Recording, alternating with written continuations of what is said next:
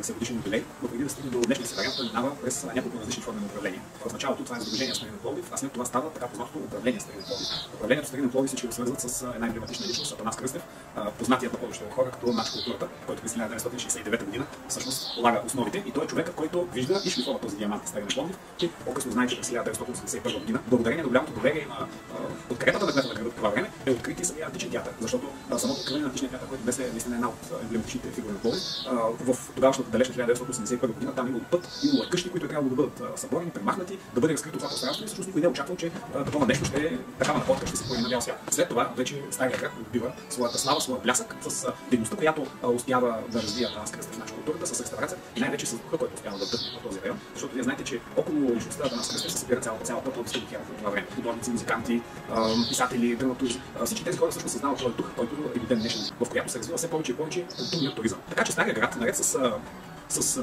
възрожденските си къщи, с които е популярен, наред с античния пласт, който излиза. Знаете, че всъщност живота се е развил на прихълнието. Излизат много пластове, които са се настоявали стотици след хиляди години. Към днешна дата, едни от най-запазените образци като античния театър, всъщност Небедните място, където се... В Стар град тук живеят хора, как съжителстват с туристите и пловдивчани? Мога да ви кажа, че почти няма никакъв конфликт между Стария град и прилича на музей, изкуствено поддържан, в който хора влизат, разглеждат и излизат. Вече по време се изгасят лампите, докато Стария град прилича на един жив организъм, в който ние виждаме симбиозата между минало, настояще и естествено бъдеще.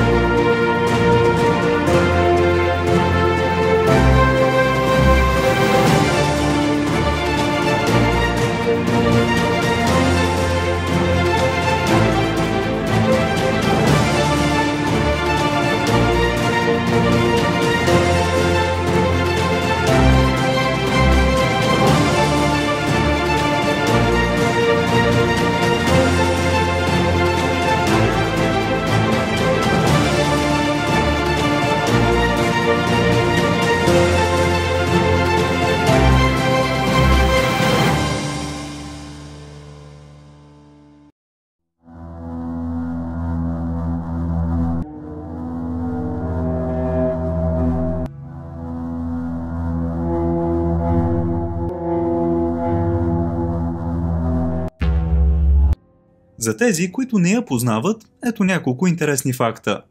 Дължината е около километър, но туристическата обиколка е само 350 метра. Температурата вътре е постоянна и се върти около 8 градуса. Пътувайки с колата, няма как да не се почувствате притиснати от отвесните скали от двете страни на пътя. А то е доста тесен и две коли трудно биха се разминали. Не само крайната дестинация Не е естественият вход. Той се намира малко по-далеч и е значително по-внушителен. Преди обаче водите да изчезнат, те образуват 42 метров водопад. Той печели титлата най-висок подземен водопад на Балканския полуостров. Не напразно, хиляди хора от цялата страна пътуват стотици километри, за да могат да се докоснат до най-загадъчното. Сигурно вече се питате, защо се нарича Дяволското гърло?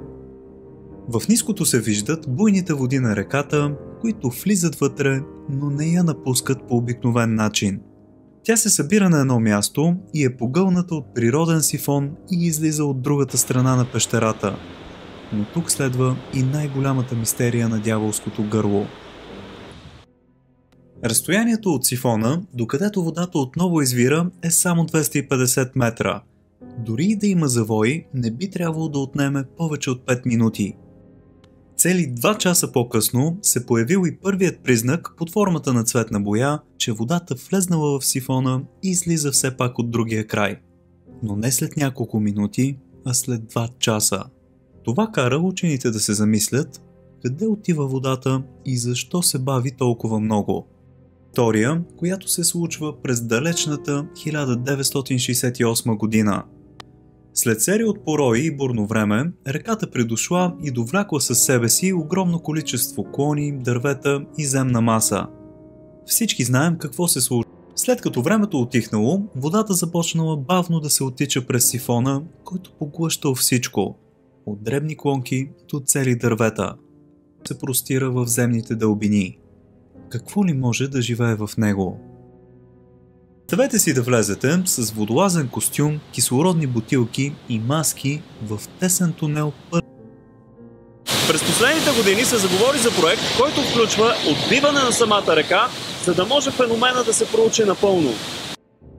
Освен че подобно начинание би струвало много, то отново не може да гарантира положителни резултати. Дори и след като водата се оттече, могат да останат пълни непроходими тунели. За сега този план е изоставен. Това излиза под формата на пушек от естествения вход на пещерата. Точно за това местните в миналото са мислили, че тук е светът на мъртвите. Тук ги готвили, пържили и тем подобно. Тук и въпросният извор. Дали тази легенда е истина или не, никой не знае. Поуката обаче е ясна. Никога не се обръщай назад.